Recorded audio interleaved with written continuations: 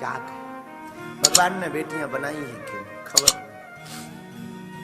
बेटियां लक्ष्मी हैं, बेटियां पराया धन है, पर ये ऐसा धन है जो अपने घर पर उजाला नहीं करता, दूसरे के घर पर जाकर के उस घर को बढ़ाता है।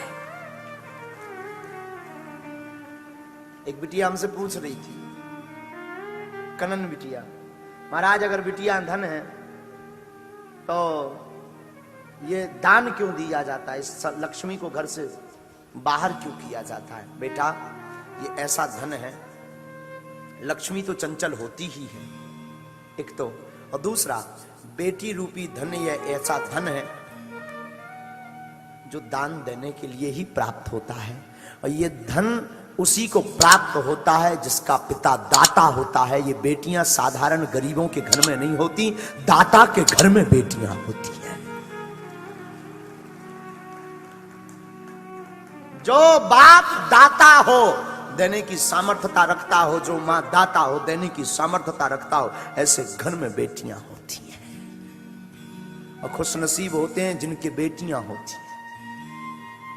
बेटे तो बहू का चक्कर पाकर के छोड़ देते, बेटे तो बाप बीमार पड़ा रहे, मां बीमार पड़े रहे, मुश्किल है देखने आए पत्नी के चक्कर में। लेकिन बेटियों को पता लग जाए, बेटियां सिर्फ लोकाचार को डरती हैं, बेटियों का बस चले तो माँ बाप को अपने साथ रख लें जिंदगी भर के लिए। बेटियों की चलती नहीं, वरना माँ बाप को वो अलग करने ही ना दें। एक बेटी का हमें बहुत प्यारा लगा था, कोई बेटी हमसे कह रही थी, बोले गुरुजी आप हमें आशीर्वाद दो, तो उसके पिता ने कहा इसकी शादी हो जाए। हमने कहा जाओ बालाजी करे, जल्दी घर भर मिल जाए। पता है वो क्या कह रही थी? बोले गुरुजी ऐसा आशीर्वाद दो कि मेरी जहां भी शादी हो वहां मेरे माँ बाप रहे। अद्भुत अद्भुत, उस बच्ची ने दिल जीत लिया। हमने कहा वाह, बेटियों का बस चले तो बेटियां माँ बाप को कर। और मुझे लग रहा कि जमाने में अगर बेटियों के पास जिम्मेदारी होती माँ बाप को रखने की, तो आज अनाथालय नहीं होते भारत में। भारत में अनाथालय नहीं होते अगर बेटियों की जिम्मेदारी होती माँ बाप को रखने की।